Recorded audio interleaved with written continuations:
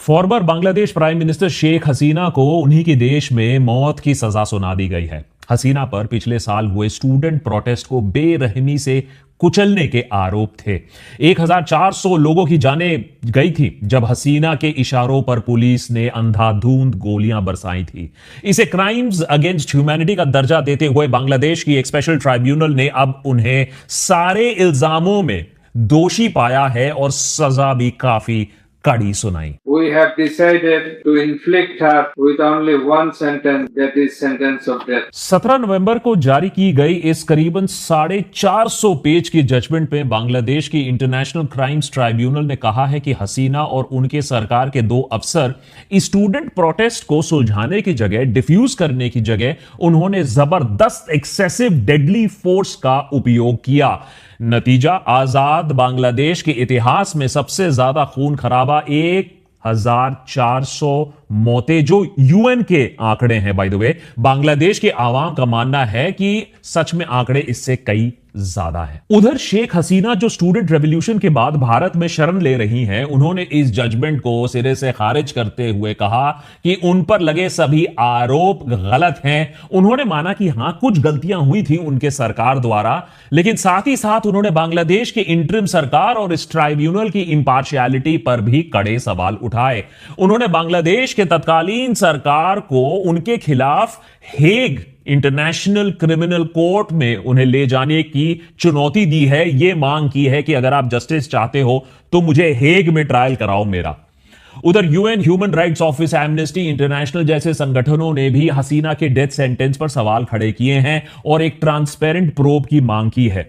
और यही आता है बांग्लादेश के नेताओं का एंडलेस साइकिल ऑफ वायलेंस, क्योंकि जिस आईसीटी इंटरनेशनल क्राइम्स ट्राइब्यूनल ने हसीना को डेथ सेंटेंस दिया है, वही आईसीटी की स्थापना खुद शेख हसीना ने किया था। और इसी आईसीटी की कड़ी आलोचना पास्ट में हो चुकी है, जब इसी आईसीटी ने हसीना के राइवल बीएनपी यानी बांग्लादेश नेशनलिस्ट पार्टी और जमात के 6 लीडर्स को मौत की सजा सुनाई थी 2013 और 2016 के बीच में।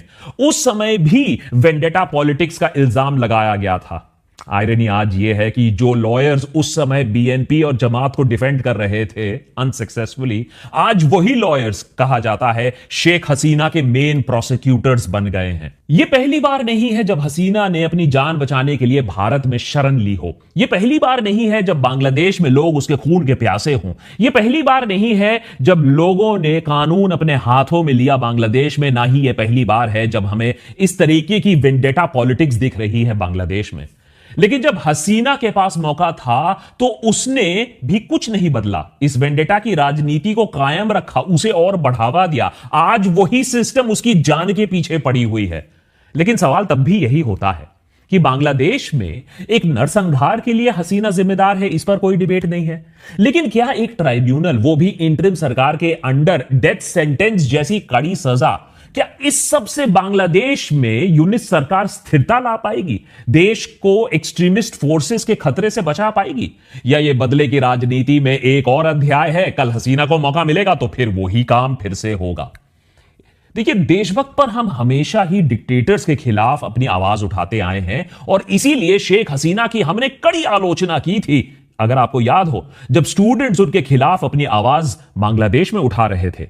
आज अगर इस डेथ सेंटेंस को समझना है तो बांग्लादेश में हसीना के खिलाफ जबरदस्त गुस्से को समझना होगा, थोड़ा इतिहास समझना होगा कि कैसे बांग्लादेश में हसीना ने दहशत फैलाकर रखी थी, एक पूरा का पूरा सिस्टम बनाकर रखा था। इसे समझना होगा और शायद इसीलिए इसको समझ के ही भारत सरकार, हसीना का सबसे अच्छा वफादार पुराना दोस्त, वो भारत सरकार भी आज आईसीटी के रिपोर्ट को, इस जजमेंट को सिरे से खारिज नहीं कर रहा है। उल्टा हमारी मिनिस्ट्री ये कह रही है कि हम तो बांग्लादेश के लोगों के साथ खड़े हैं।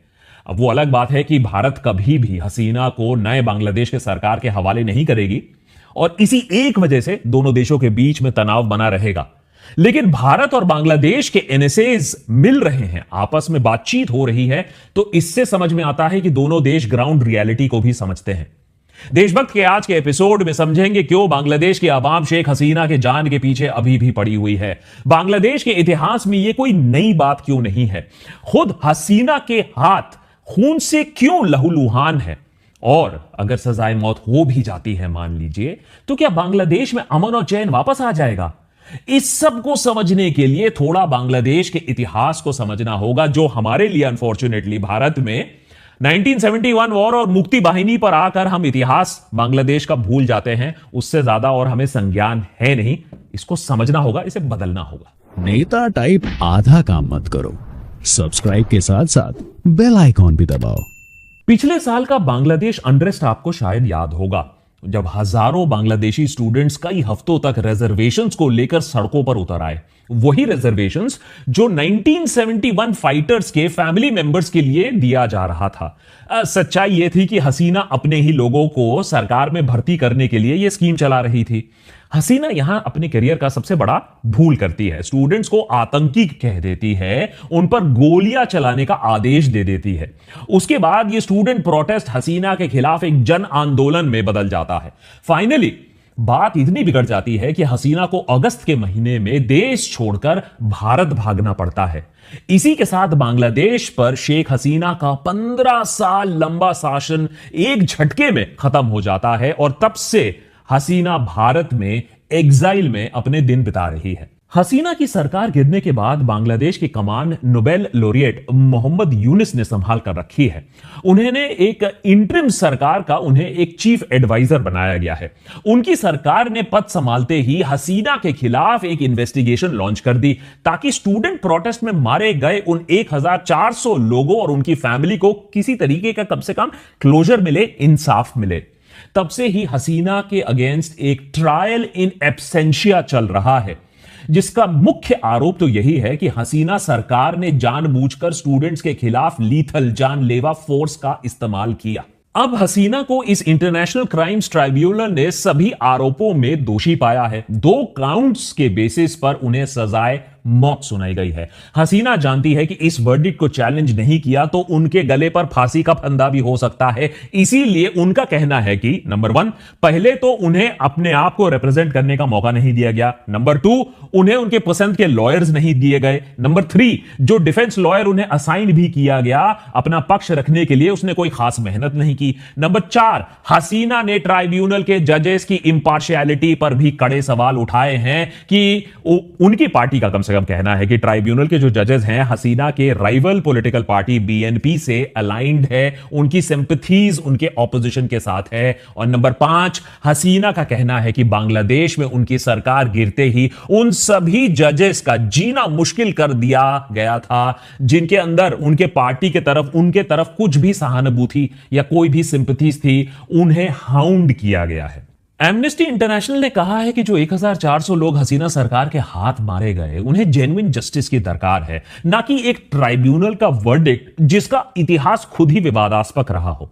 शेख हसीना के ह्यूमन राइट अब्यूजेस बहुत एक जटिल मुद्दा है। अब जल्दबाजी में ऐसे ट्रायल करोगे तो आप देश में शांति नहीं अशांति के बीज बोदोगे। लेकिन देशभक्त पर हमारा तो यही कहना है कि सही हो या गलत, आज हसीना अपने ही किए की मार खा रही है। यह मौत का स्क्रिप्ट हसीना ने खुद ही लिखा है।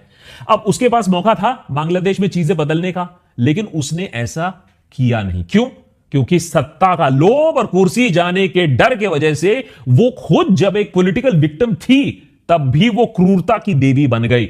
और इसीलिए शायद आज बांग्लादेश की जनता हसीना को पलायन के बाद भी माफ करने के मूड में नहीं है।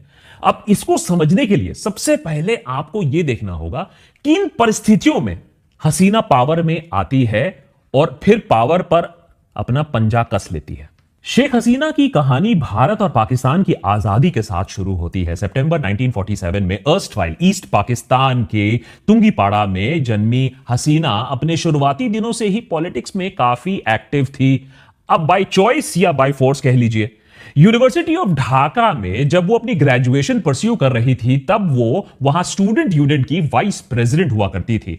उस दौर में पाकिस्तान सरकार ने उनके पिता शेख मुजीबुर रहमान को बांग्लादेश की आजादी की मांग के लिए, आजादी की आवाज उठाने के लिए उस आरोप में जेल में बंद कर दिया था। उस वक्त वो अपने पिता की आवाज लोगों तक पहुंचा रही थी।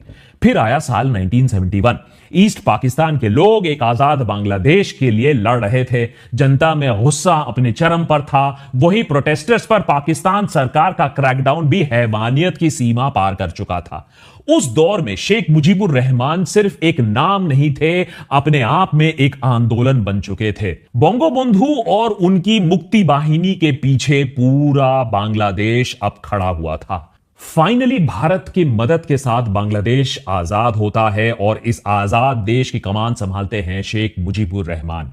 नया देश, नए सपने, नई उम्मीदें और साथ ही साथ नए मसले। इंटरनल प्रॉब्लम से निपटते निपटते कब मुजीबुर रहमान की सरकार ने बांग्लादेश को एक वन पार्टी स्टेट बना दिया, किसी को पता ही नहीं चला।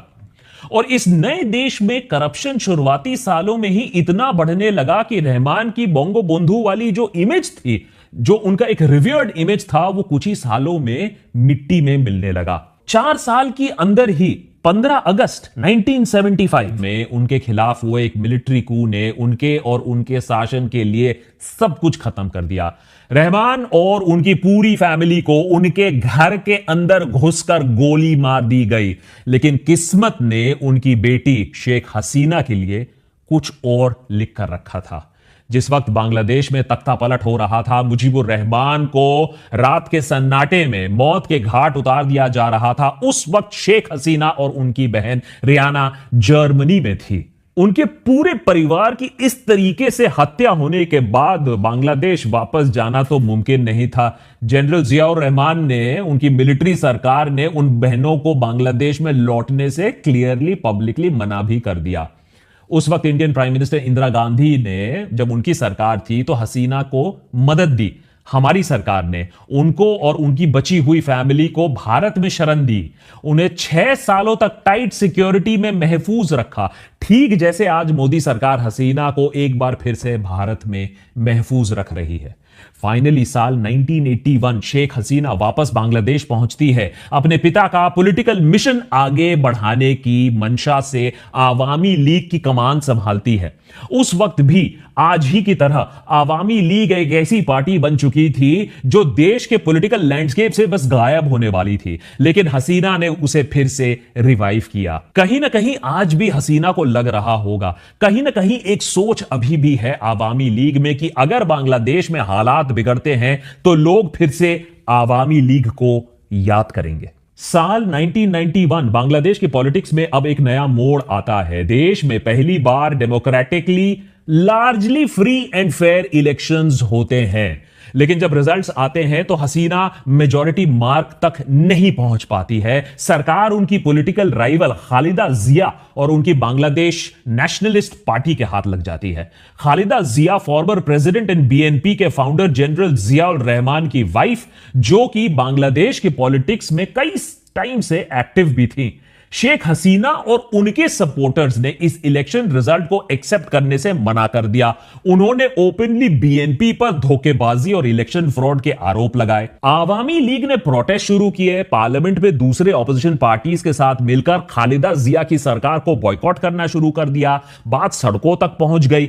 आखिरकार पॉलिटिकल प्रेशर के सामने खालिदा जिया झुक जाती है। उन्होंने अपनी कुर्सी एक नॉन पार्टी केयरटेकर गवर्नमेंट के हवाले कर दी ताकि फ्रेश इलेक्शंस हो पाए। और यहीं से बांग्लादेश की पॉलिटिकल स्टोरी में एक नया ट्विस्ट आता है, केयर टेकर गवर्नमेंट्स का। आगे जाके ये केयर टेकर गवर्नमेंट वाली सिस्टम काफी प्रॉब्लम्स क्रिएट करती है, उस पर एक सेकंड पर अभी आते हैं। 1996 के चुनाव में अल्टीमेटली शेख हसीना की आवामी लीग सरकार में पावर में आती है, इलेक्शंस जीतती है, शेख हसीना प्राइम मिनिस्टर बनती है। अब प्रोटेस्ट और बॉयकॉट की बारी बीएनपी की थी। जैसा हसीना ने जिया के साथ किया, अब उसे वापस वो फेवर मिलने वाला है। पार्लियामेंट में बॉयकॉट शुरू हो जाते हैं, जिससे सरकार चलना काफी मुश्किल हो जाता है, काफी दिक्कतें आती हैं।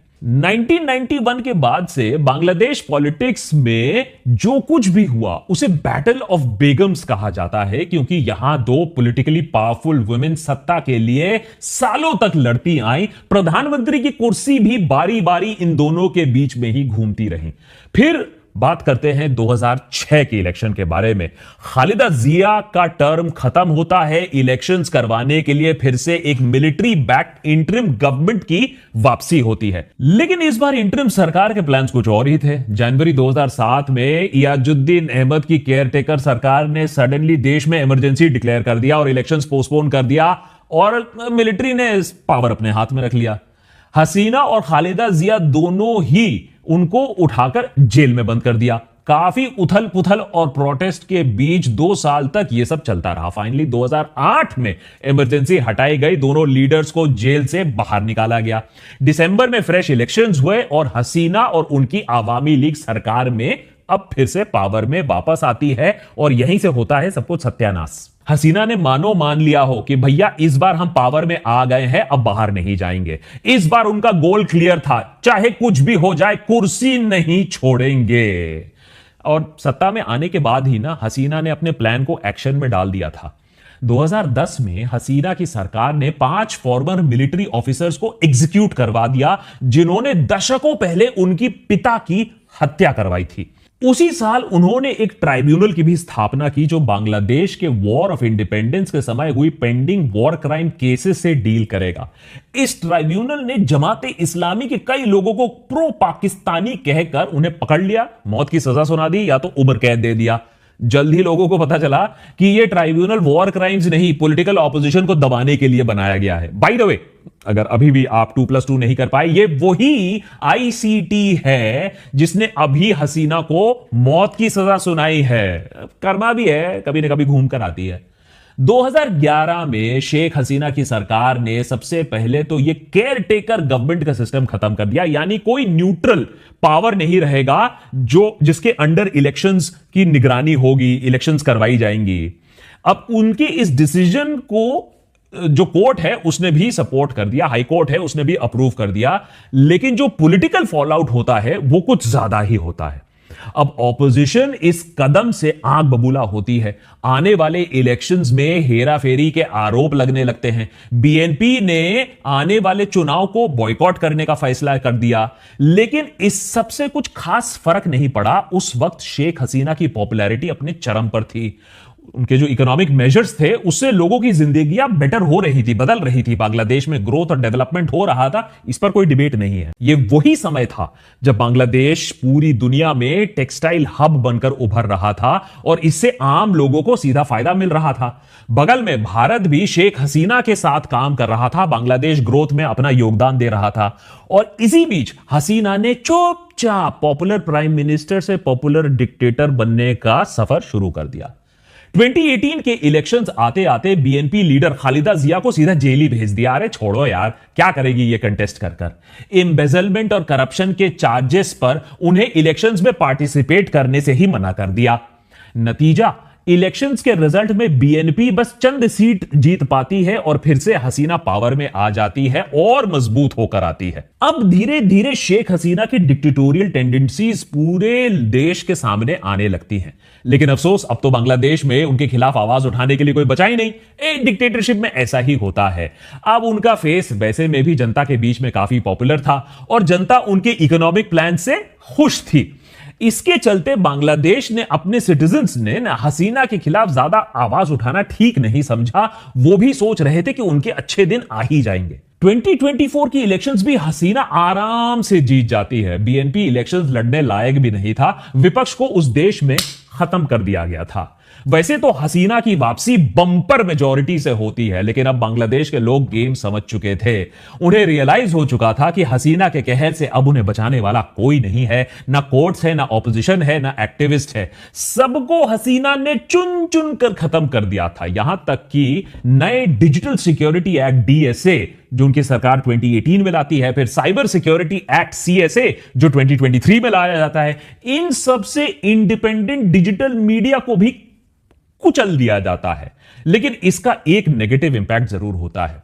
मीडिया के बिना हसीना को पता ही नहीं चलता है कि देश में कितना आक्रोश है, लोगों में कितना गुस्सा है। युवा के पास नौकरी नहीं है और ना अपॉर्चुनिटीज है और उनका गुस्सा इवेंचुअली तो उन पर ही फूटेगा। बांग्लादेश की बिगड़ती हालत से बेखबर हसीना ने जॉब रिजर्वेशन के बारे में एक नया प्लान का खुलासा किया। सरकारी जॉब में 30% का कोटा फ्रीडम फाइटर के फैमिलीज के लिए दिया जाएगा। अब इतने फैमिलीज है भी नहीं और सबको मालूम था कि यह अपने पार्टी वर्कर्स को सरकार में फिट करने की कोशिश कर रही है। युवा सीधा सड़क पर उतर जाता है। पहले स्टूडेंट्स जो कि कोविड से पहले में भी एम्प्लॉयमेंट के चलते परेशान थे और अब उसके बाद आम लोग भी प्रोटेस्ट में शामिल हो जाते हैं। मीडिया, विपक्ष, कोर्ट सबको तो खामोश कर दिया था। तो हसीना जनता में बढ़ रहे फ्रस्ट्रेशन को ठीक से आंख ही नहीं पाती हैं। उन्होंने सोचा एक अच्छे डिक्टेटर की तरह सबसे पहले मैं प्रोटेस्टर्स को डिस्क्रेडिट कर देती हूं। वही खालिस्तानी, पाकिस्तानी, टेररिस्ट बोल दिया। प्रोटेस्टर्स को टुकड़े टुकड़े एंटी नेशनल बोलने का ये रिजल्ट ये हुआ कि प्रोटेस्टर्स और भड़क गए और वो पुलिस से फिर भिड़ने लगे। इससे पहले की बात और बिगड़ती, बांग्लादेश की सुप्रीम कोर्ट ने काफी हद तक ये जो रिजर्वेशन का मामला था, ये जो 30% का मामला था, इसे खारिज कर दिया गया था। लेकिन जनता के बीच में जो गुस्सा एक बार फूट जाता है ना, फिर उसे रोकना बहुत मुश्किल हो जाता है। इट्स लाइक अ डैम, फिर वो फूट ही के आगे आता है पूरा पानी। स्टूडेंट्स पर एक्सेसिव फोर्स यूज करके हसीना पहले ही गलती कर चुकी थी। अब कुछ स्टूडेंट्स की मौत होने के बाद बात सिर्फ रिजर्वेशन तक नहीं रह गई थी, बल्कि अब बात हसीना की सरकार और उसको देश से निकालने तक पहुंच गई थी। यूनाइटेड नेशंस की रिपोर्ट के हिसाब से करीबन 50 दिन तक चले यह प्रोटेस्ट बांग्लादेश में आजादी के लड़ाई के बाद सबसे ब्लडियस्ट चैप्टर निकला। जैसे जैसे प्रोटेस्टर्स बढ़ते गए वैसे वैसे हसीना का क्रैकडाउन और उसकी बर्बरता भी बढ़ती रही। यह वो टाइम था जब शेख हसीना को बेगम की जगह बुचर ऑफ बांग्लादेश का टैग मिल जाता है। जैसे जैसे लोग मर रहे थे वैसे वैसे सरकार रिस्ट्रिक्शंस और बढ़ा रही थी। पहले इंटरनेट एक्सेस बैन कर दिया, फिर कर्फ्यू लगा दिया। पुलिस और प्रोटेस्टर्स के बीच में क्लैशेस एक आम बात सी होने लगी। फाइनली नेशन वाइड कर्फ्यू के बीच पूरे देश की जनता 5 अगस्त को सड़कों पर उतर आती है और ढाका के तरफ मार्च करना, कूच करना शुरू कर देती है। शेख हसीना का रेजिडेंस उनका टारगेट होता है। हसीना ने आर्मी की तरफ देखा, लेकिन इस बार आर्मी ने भी प्रोटेस्टर्स पर और गोली चलाने से मना कर दिया। हसीना के पास अब देश छोड़ने के अलावा और कोई चारा नहीं बचा था। अल्टीमेटली हसीना के रेजिडेंस पर प्रोटेस्टर्स के हमले के कुछ ही क्षण पहले एक मिलिट्री हेलीकॉप्टर उन्हें भारत ले आती है। ये पूरी कहानी और इससे जुड़े सारे किस्से हमने डिटेल में कवर किए थे अपने बांग्लादेश एपिसोड्स में। डिटेल में देख लीजिएगा। आपको बांग्लादेश को अगर समझना है तो ये एपिसोड और ये जो स्टूडेंट रेवोल्यूशन है, ये काफी एक इंपॉर्टेंट चैप्टर बनता है बांग्लादेश के इतिहास में। पिछले साल जब बांग्लादेश के लोगों ने शेख हसीना के खिलाफ अपनी आवाज उठाई थी तो वो एक बेहतर कल की उम्मीद लेकर सड़कों पर उतरे थे। लेकिन बीते एक साल में यह बात भी सच है कि बांग्लादेश में डेमोक्रेसी की बहाली उतने अच्छी तरीके से नहीं हो पाई है जो लोग आशा कर रहे थे। डिक्टेटर हसीना तो चली गई, अब तो उन्हें मौत की सजा भी सुना दी गई है। लेकिन इससे ना ही फ्री एंड फेयर इलेक्शंस होने वाले हैं और ना ही रेडिकल पॉलिटिकल फोर्सेस के ग्रोथ में कोई लगाम लगने वाली है। साथ ही रेवोल्यूशन के समय हिंदुओं पर जो हमला हुआ था उससे बचाने की कोशिश काफी की गई थी। स्टूडेंट्स ने खुद इस पर काम किया था, रात रात पहरा दिया था। इंडियन मीडिया ने हिंदू जेनोसाइड बोला, लेकिन मोदी सरकार ने आज तक इस लफ्ज का, इस टर्मिनोलॉजी का प्रयोग नहीं किया है। सिर्फ हिंदुओं की सेफ्टी को लेकर चिंता जताई है, जिसका जवाब बाय द वे बांग्लादेश की मीडिया और कुछ नेतागण कहते हैं कि बांग्लादेश में हिंदू आज उतने ही सुरक्षित हैं जितना एक सेक्युलर हिंदुस्तान में मुसलमान सुरक्षित है। लेकिन अगर बांग्लादेश में पॉलिटिक्स और रेडिकल हो गया तो सुरक्षा की गारंटी कौन लेगा? मोहम्मद यूनिस की छवि साफ है, इस पर कोई डिबेट नहीं है। उन्हें इंटरनेशनल मान्यता मिलती है, इस पर कोई डिबेट नहीं है। लेकिन 85 साल के यूनिस कब तक चीजों को संभालेंगे? इलेक्शंस का टाइम पर ना हो पाना, कॉन्स्टिट्यूशनल अमेंडमेंट ना हो पाना, बांग्लादेश के सेक्युलरिज्म को बचाना, वहां की चुरमुराती इकोनॉमी को संभालना, और समय उनके पास है नहीं ज्यादा, क्योंकि थोड़ी भी भूल चूक हुई और देश पर फिर से अराजकता वहां फैल सकता है, एक्सट्रीमिस्ट फोर्सेस कंट्रोल ले सकते हैं। बांग्लादेश के लोग, उनके युवा के पास एक सुनहरा मौका है अभी भी। बदले की राजनीति को खत्म करो, एक नए शुरुआत की तरफ देखो, नए सिस्टम्स, नए इलेक्शन और नई एनर्जी के साथ एक न्यू बिगिनिंग की तरफ देखो। लेकिन फिलहाल हम अनफॉर्चुनेटली देख रहे हैं वही पुराना पॉलिटिकल वेंडेटा, पीछे देखने की राजनीति। अब अगर आप इस पीछे देखने की राजनीति और बदले की राजनीति के चक्रव्यूह में घुस गए तो उससे बांग्लादेश को बाहर निकालना बहुत मुश्किल हो जाएगा। और अगर ऐसा होता है तो वो जो हजारों लोग जिन्होंने अपनी जान दी थी, जान की कुर्बानी दी थी स्टूडेंट रेवोल्यूशन में, उनका मरना व्यर्थ हो जाएगा। इतना गोल्डन अपॉर्चुनिटी है वो व्यर्थ हो जाएगा। तो हसीना तो गिल्टी है फेयर एंड स्क्वायर, लेकिन क्या बांग्लादेश अब आगे देखेगा अपने फ्यूचर के तरफ, इस बात पर भी एक डिबेट जरूरी है।